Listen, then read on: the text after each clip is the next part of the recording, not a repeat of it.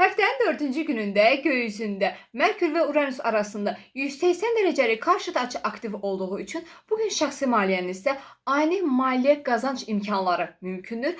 Amma riskli maliyyə investisiyalarından uzaq olmağa çalışın. Eyni zamanda bir tərəfdən də şəxsi maliyyənizdə lazımsız maliyyə xərcləmələr də edə bilərsiniz. Diqqətli olun.